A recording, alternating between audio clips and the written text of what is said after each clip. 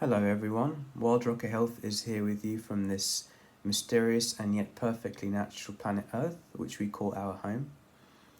This is the 10th Awakening Anniversary video series commemorating 10 years of spiritual growth, a whole decade since I was transitioning from the old form in September 2013 into a brand new born again state.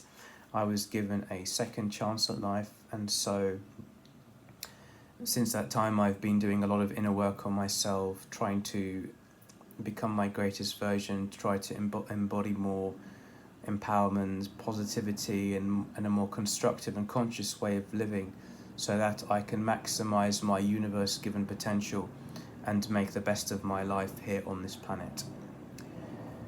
This was originally going to be an 11-parter, but I've decided to go all the way into 33. So we're going to continue. Today is part 12, and part 12 is discipline, planning, and drive. Now, I alluded to these topics a little bit in some of my previous videos earlier in this series.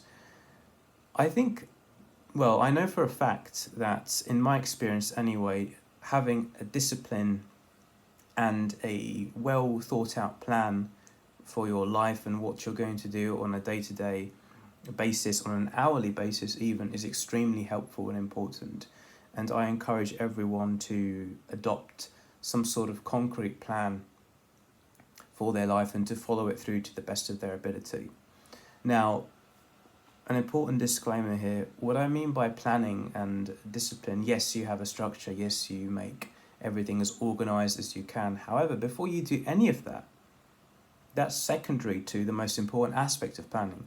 The most important aspect of planning is the fun and the joy and the alignment with your true purpose that you feel in your heart for how you want to live your life.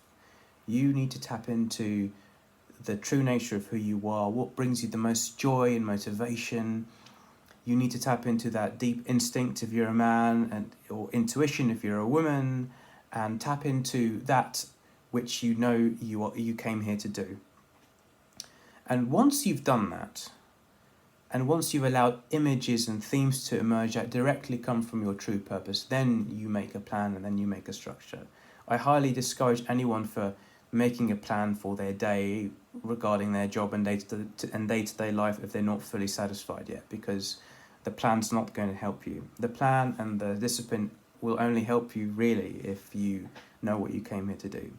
So find out what you're passionate about, and then of course I highly encourage you to make a plan. Think about how much you want to sleep at night, when you want to wake up, and what you want to do in the early part of your day. I don't know when you start work. If you start work in the morning, a lot of people do. You can think about trying to get work out of the way first, how to sustain your energy throughout the early part of the day, and then think about how you're going to use the rest of your day, whether it's for recreation, leisure, some side projects you might got going on. How are you going to power through that until bedtime? Are you going to take a nap? Are you going to take a bath? Are you going to find some way to unwind? Are you going to adjust the way that you sleep? You need to think about all of these things and organize them. You don't need to write them down. I have a plan in my head for how I want to live on a day-to-day basis, but I generally don't write them down. So writing them down is not necessary. What's necessary is to just have an idea in your head for what you want to do and follow through in it. Now, this is really important. No matter how well you plan, every day is going to be inevitably different. You'll wake up with a different energy. There'll be different circumstances coming up that are out of your control, that don't fit into whatever plan you made. So having a plan which is structured but also flexible is very, very important. So yes, make a plan. Yes, know what you're going to do, but be willing to rearrange some things, postpone some things to the next day, and to organize accordingly, and this is really important, be okay with the fact that the plan you had a vision at the beginning of the day or the previous day may not come to fruition exactly the way that you planned it, and to be okay with that. And it doesn't mean that you failed. It doesn't mean that you've fallen short of your goals. How you might feel and the energy you might have and the events that come up in your life may not always be in your direct control. I mean, we talked about on a subconscious level how you're attracting everything, but put that to the side for now. What you really want to do is to be flexible with the plan and be okay with it not being manifesting to the T. Life is a very spontaneous process. Making plans is good for the moment. This is why I say we must feel good before we make a plan and a structure.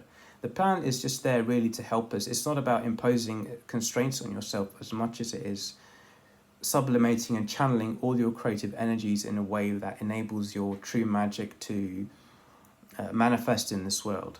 So the act of making plans should in and of itself be enjoyable, and if it's not, we need to go back to the source of try to find the source of what brings us joy, and then to actualize that. Thank you very much, guys. I hope this has been helpful. This has been Wild Rocket Health with you from Planet Earth. Planning. Thanks, guys. Cheers.